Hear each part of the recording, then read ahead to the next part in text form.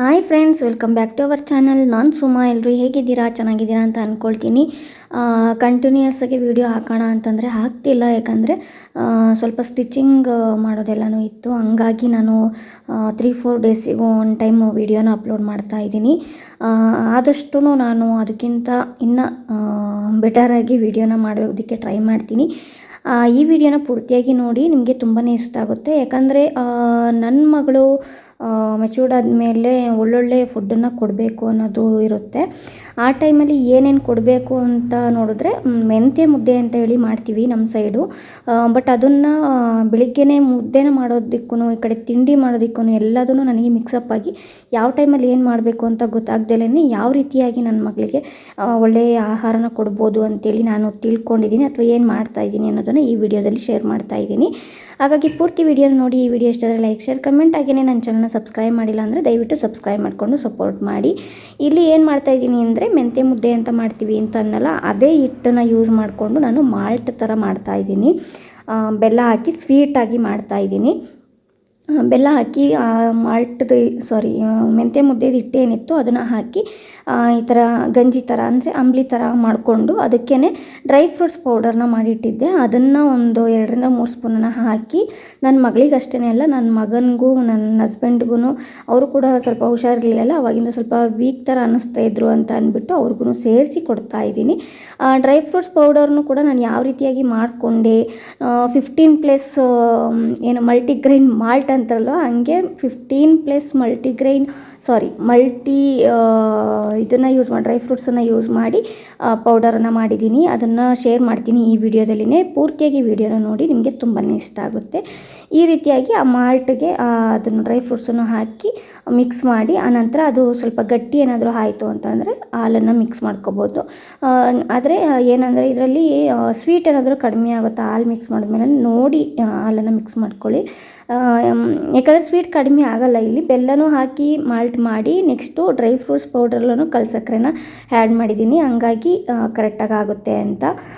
ಮಾಡಿದ ತಕ್ಷಣವೇ ನಾನು ಗ್ಲಾಸಿಗೆ ಹಾಕಿ ಸಪ್ರೇಟ್ ಗ್ಲಾಸಿಗೆ ಹಾಕಿ ಬಿಟ್ಬಿಡ್ತೀನಿ. ತಿಂಡಿ ಆದಮೇಲೆ ನಾನು ಇದನ್ನು ಕೊಡ್ತಾಯಿದ್ದೀನಿ.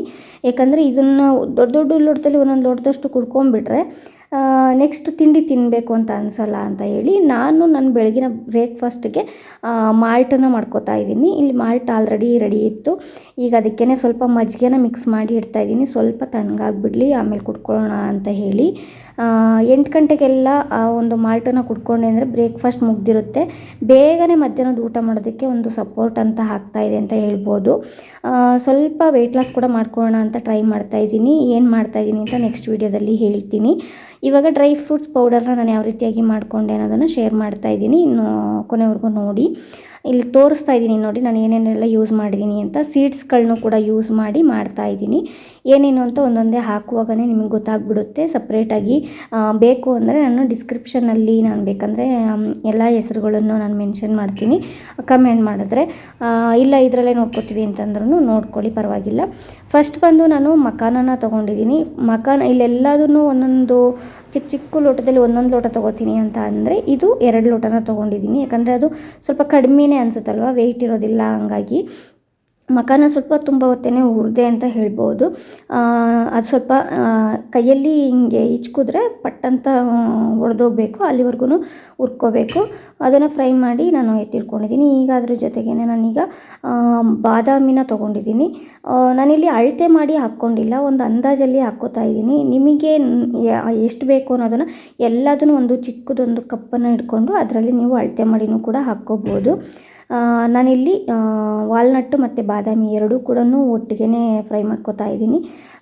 ತುಂಬ ಏನು ರೋಸ್ಟ್ ಮಾಡಬೇಕು ಅಂತಲೂ ಇಲ್ಲ, ಹಸಿ ಥರನೂ ಇರಬಾರ್ದು. ಅದು ಮಿಕ್ಸಿ ಮಾಡಿದಾಗ ಸ್ವಲ್ಪ ಆಯ್ಲಿ ಥರ ಅನಿಸ್ಬಿಡುತ್ತೆ ಇಲ್ಲಾಂದರೆ, ಹಂಗಾಗಿ ಸ್ವಲ್ಪ ರೋಸ್ಟ್ ಮಾಡ್ಕೋಬೇಕು. ಈಗ ಅದ್ರ ಜೊತೆಗೇ ನಾನಿವಾಗ ಗೋಡಂಬಿನ ಹಾಕ್ಕೊಂಡಿದ್ದೀನಿ. ಗೋಡಂಬಿನೂ ಅಷ್ಟೇ ಸ್ವಲ್ಪ ಕಡಿಮೆನೇ ಹಾಕ್ಕೋಬೇಕು. ಗೋಡಂಬಿ ಜಾಸ್ತಿನ ಯೂಸ್ ಮಾಡಬಾರ್ದು ಅಂತ ಈಗ ಇತ್ತೀಚೆಗೆ ನಾನು ಯಾವುದೋ ಒಂದು ವಿಡಿಯೋದಲ್ಲಿ ನೋಡಿದ್ದೆ. ಗೋಡಂಬಿ ಜಾಸ್ತಿ ಯೂಸ್ ಮಾಡೋದು ಅಷ್ಟು ಒಳ್ಳೆಯದಲ್ಲ ಅಂತ. ಏನಕ್ಕೆ ಅಂತ ಮರ್ತೋಗಿದ್ದೀನಿ. ಅಕಸ್ಮಾತ್ ಏನಾದರೂ ಗೊತ್ತಾಯಿತು ಅಂದರೆ ನೆಕ್ಸ್ಟ್ ಯಾವುದಾದ್ರೂ ವಿಡಿಯೋದಲ್ಲಿ ಶೇರ್ ಮಾಡ್ತೀನಿ.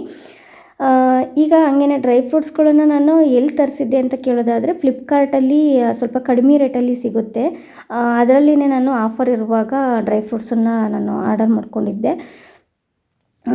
ತುಂಬ ಚೆನ್ನಾಗಿತ್ತು. ಕ್ವಾಲಿಟಿ ಹೆಂಗಿರುತ್ತೋ ಏನೋ ಅಂದ್ಕೊಂಡಿದ್ದೆ, ಬಟ್ ಚೆನ್ನಾಗಿತ್ತು. ಅದಾದಮೇಲೆ ಇಲ್ಲಿ ಕಲ್ಲಂಗಡಿ ಹಣ್ಣಿನ ಬೀಜ ಬರುತ್ತೆ, ಅದನ್ನು ಕೂಡ ಫ್ರೈ ಮಾಡ್ಕೊತಾ ಇದ್ದೀನಿ.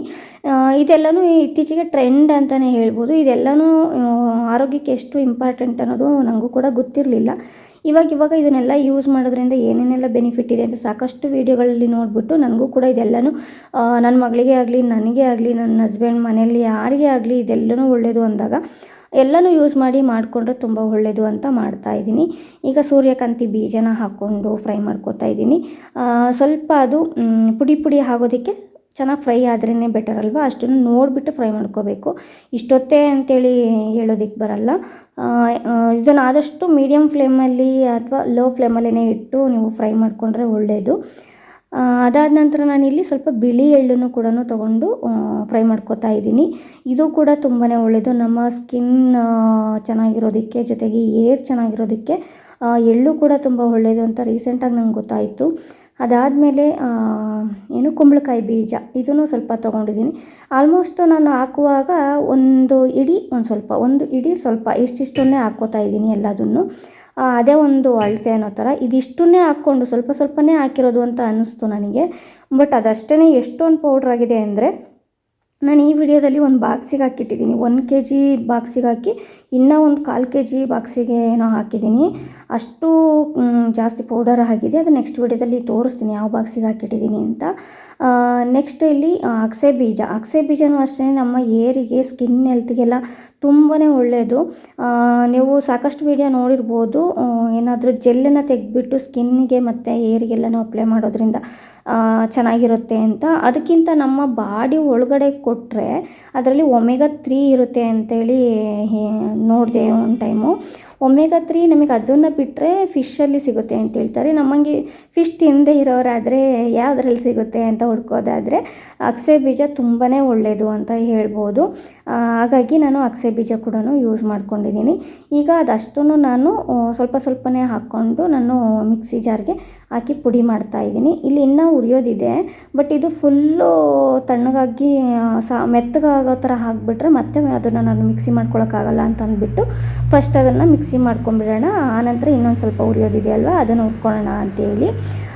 ನೀವು ಕೌಂಟ್ ಮಾಡ್ಕೋಬೋದು, 15+ ಇದು ನಾನು ಯೂಸ್ ಮಾಡಿರೋ ಅಂಥ ಎಲ್ಲ ವಸ್ತುಗಳು ಸೇರಿ ಅಷ್ಟಿದೆ ಅಂತಲೇ ಹೇಳ್ಬೋದು. ಈಗ ಅದಷ್ಟನ್ನು ಚೆನ್ನಾಗಿ ಫ್ರೈ ಮಾಡಿ ಸ್ವಲ್ಪ ಬೇರೆ ಆಗಿರುತ್ತಲ್ವ, ಸೀಡ್ಸ್ ಬೇರೆ ಮತ್ತು ಮಖಾನ ಬೇರೆ, ಇವಾಗ ಎಳ್ಳು ಅದನ್ನೆಲ್ಲ ಏನು ಹುರಿದೆ ಅದು ಬೇರೆ, ಈ ಥರ ನಾವು ಮಿಕ್ಸಿ ಮಾಡ್ಕೊಳ್ಳೋದ್ರಿಂದ ದೊಡ್ಡದೊಂದು ಆ ಥರ ಪಾತ್ರೆ ಅಥವಾ ಬಾಣಲಿಗೆ ಈ ಥರ ಹಾಕ್ಕೊಂಬಿಟ್ಟು ಅದನ್ನು ಚೆನ್ನಾಗೇ ಕೊನೆಗೆ ಮಿಕ್ಸ್ ಮಾಡಿಬಿಟ್ಟು ಆನಂತರ ನಾವು ಡಬ್ಬದಲ್ಲಿ ತುಂಬಿಟ್ಕೋಬೇಕಾಗುತ್ತೆ.